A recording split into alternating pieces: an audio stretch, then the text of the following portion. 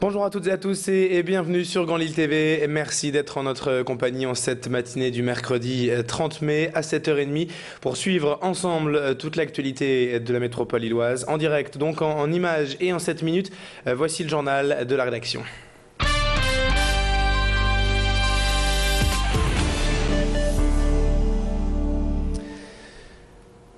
Avec bien évidemment pour démarrer cette édition les élections législatives comme chaque jour depuis le début de semaine, depuis lundi.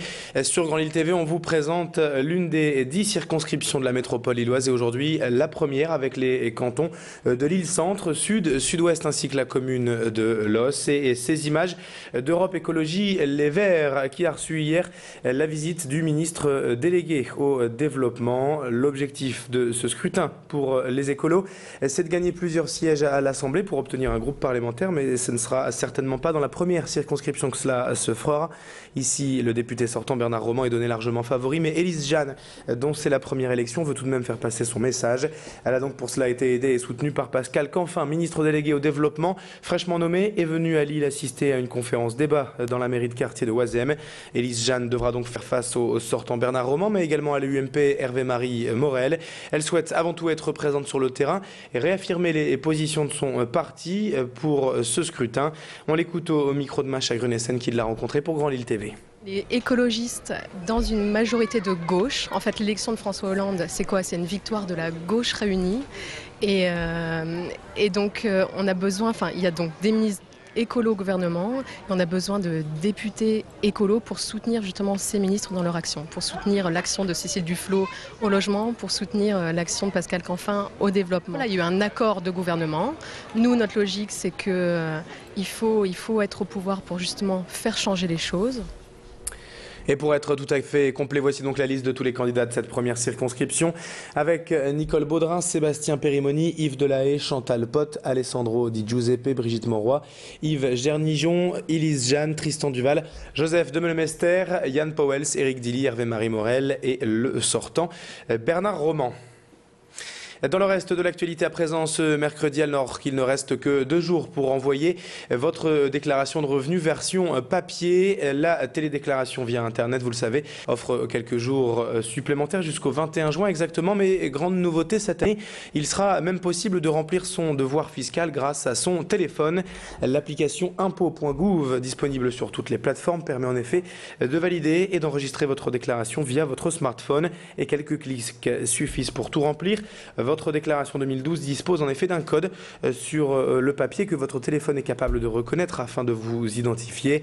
Ce moyen de déclarer n'est tout de même disponible que pour ceux qui n'ont rien à modifier ou à ajouter, mais s'il s'agit bien tout de même d'une évolution sensible de l'administration envers les nouvelles technologies, comme c'est déjà le cas avec la déclaration via Internet.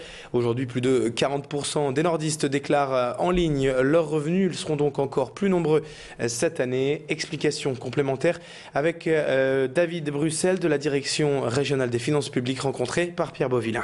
Elle fonctionne très simplement.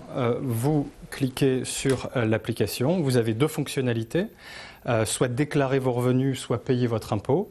Donc on va prendre la première fonctionnalité qui est de déclarer ses revenus. Vous avez ensuite l'appareil photo qui va vous permettre de flash-coder le petit code qui se trouve en bas à droite de la déclaration de revenus. Vous avez donc l'ensemble de vos informations fiscales et vos éléments de la déclaration qui apparaissent à l'écran. Si tout est bon, vous signez simplement et votre déclaration est enregistrée. On vous en a déjà parlé sur Grand Lille TV dans la région depuis quelques années. Pas mal d'associations, notamment Génération et Culture, permettent à des étudiants de venir vivre chez des personnes âgées isolées avec un double objectif, rompre justement l'isolement des seniors et offrir un loyer réduit aux étudiants. Durant cette année scolaire, dans la métropole lilloise, 45 binômes ont été formés. L'opération sera bien évidemment renouvelée en grande partie septembre prochain, mais la grande nouveauté de la rentrée, c'est que de jeunes travailleurs de moins de 26 ans pourront également intégrer ce programme, avant cela réservé aux étudiants. étudiants. L'association a eu en effet beaucoup de demandes de jeunes étrangers, notamment des contrats pro ou en alternance venant de l'extérieur de l'agglomération. Avec un loyer de 200 € par mois et le droit aux APL contre de petits services au quotidien, c'est en effet un prix imbattable qui est ainsi offert aux jeunes grâce à cette association. Explication de tous les avantages d'un toit à partager avec Samia Oural au micro de Charlotte Notteghem. On a constaté qu'il y avait beaucoup de seniors qui reprenaient goût pour les sorties, pour l'apprentissage d'une langue. Par exemple, on a une personne âgée qui est en train d'apprendre le chinois parce que son étudiante était chinoise. On a une autre dame qui voulait apprendre des recettes de cuisine égyptienne parce que son étudiante était égyptienne. Et on a aussi ces étudiants qui sont intéressés aussi de connaître davantage la culture française. On termine ce journal avec ces images de l'Union à Tourcoing qui poursuit SAMU depuis plusieurs années, avec notamment ce programme de réhabilitation de l'îlot Stephenson et ses 12 maisons 1930 qui viennent d'être entièrement rénovées et prêtes à accueillir des nouveaux locataires.